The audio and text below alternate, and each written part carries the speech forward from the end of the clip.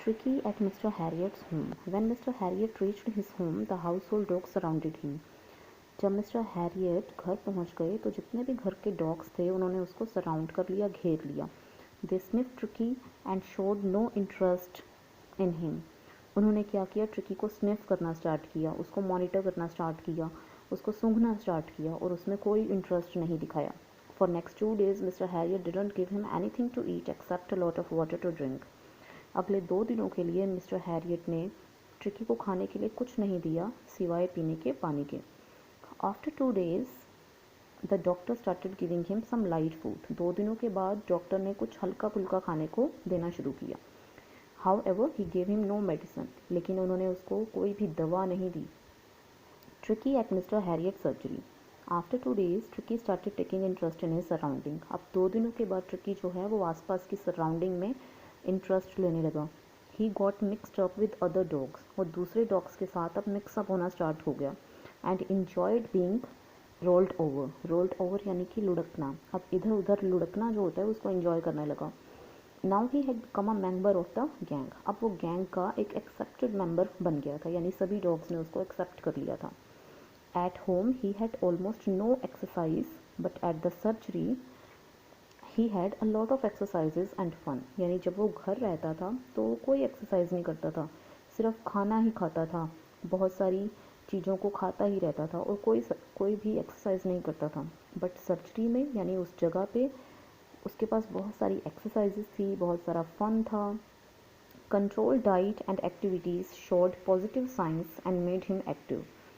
तो जो control diet थी यानी कि लिमिटेड खाना और जितनी एक्टिविटीज़ वो करता था, इन दोनों चीज़ों से उसमें पॉजिटिव साइन दिखने लगे. वो धीरे धीरे ठीक होने लगा और एक्टिव बन गया. Mrs Pumphrey sends food for Tricki. Mrs Pumphrey was anxious about Tricki's health. अब मिसेस पम्फ्रे जो थी वो ट्रिकी की हेल्थ को लेके बहुत एंक्शियस थी, वरीड थी, चिंतित थी. The doctor assured her that he was better.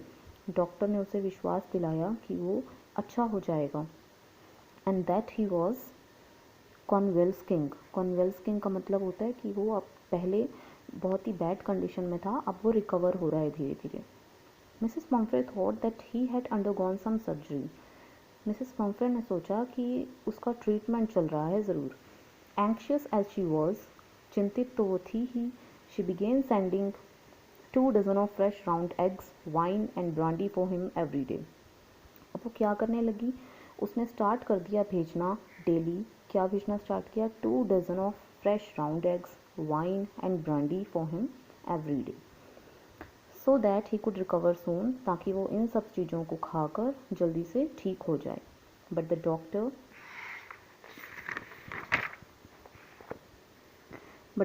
Did not give those things to him. लेकिन डॉक्टर ने ये सब चीज़ें उसको नहीं दी. Because he really did not need this type of diet. क्योंकि ट्रिकी को इस टाइप की डाइट तो चाहिए ही नहीं थी. यही डाइट लेके तो वो बीमार हो गया था.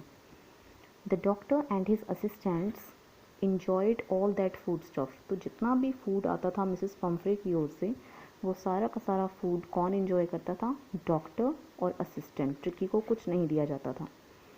Tricki greets Mrs Pomfrey.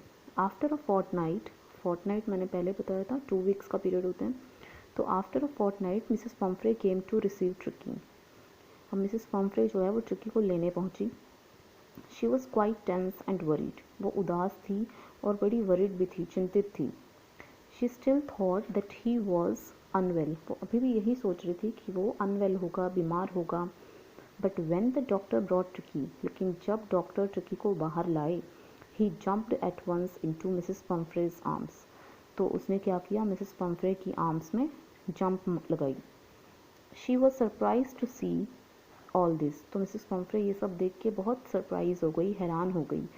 She said that it was a victory of surgery. उसने क्या कहा कि ये तो सर्जरी की विक्ट्री है. Okay, so this was the summary of your lesson. I hope you understood. So that's all for this video lecture. Thank you so much.